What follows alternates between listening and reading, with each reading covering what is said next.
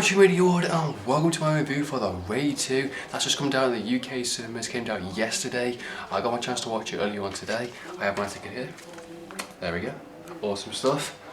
So let's talk about the Godfather of action movies. That is The Raid 2. Why did you break up the sun? The Raid 2 is directed by Gareth, who did the first Raid movie. I felt the first one was a really well self-contained action movie. Lots of really fantastic choreography, stunts. You know, very simple, a linear storyline. Tower block situation, squad team, lots of bad guys, lots of floor on floor, leading up to the main kind of boss kind of battle with Mad Dog, and kind of exposing this kind of corruption. It's a pretty entertaining movie. I really enjoyed the first one. I felt it was very well done for what it was. I was extremely pumped to see this one, considering this is what he's originally intended, what he wanted to do with the Raid, but of course he had to do the first movie first. And with the fact I've seen the trailers and posters and images as it's come out while the making of the movie, I was seriously hyped for this movie, and I was trying really hard not to get too overexcited or get too much expectations in case you're disappointed. Now, I've seen the movie. It's safe to say that expectations and hype have truly been paid off and delivered, folks.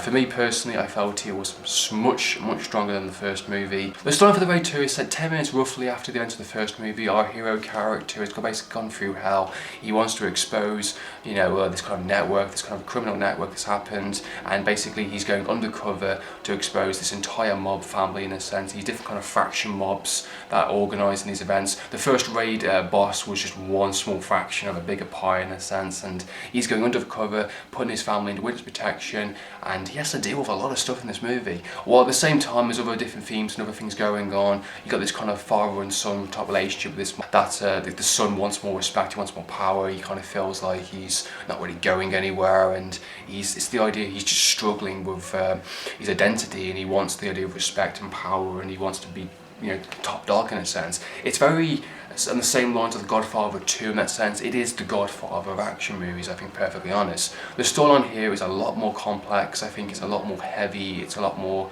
going on, definitely, for sure. I really enjoyed it, perfectly honest. I felt it was very interesting to watch from start to finish.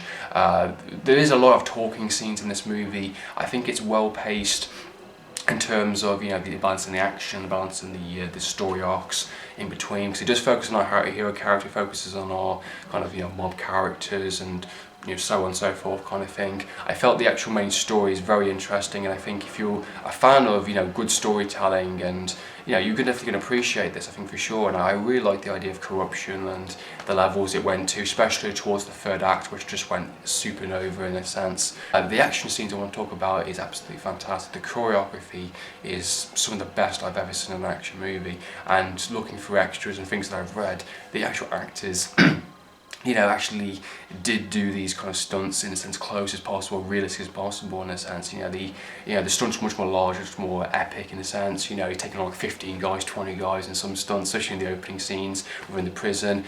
You got the finale act, which I'm not going to talk too much about. I'm just going to say it's absolute carnage. It goes fucking Punisher, in a sense. He just annihilates practically everybody. Our hero character does, and he is basically in the middle of everything, in a sense. There's about to be an all-out war happening between these two different factions, these different rivals, mobs, and he's just caught in the middle. He has to go for a lot of stuff, and towards the final act, of course, he's basically just he's destroying practically anyone who comes in his path, while at the same time it's very bloody, it's very violent, it's very nasty in terms of what we saw, and it's just pretty awesome in that sense. It definitely tops the Mad Dog fight scene within the first one. It's just it's a lot more physical training happened. I think the stunt choreography was just my hats off goes to the people and our Mad Dog character that basically did this, because he did a fantastic job, and my hat goes off to the actors as well for working out so much, putting a lot of effort into it. And I can imagine the actual filming must have been quite tiring as well.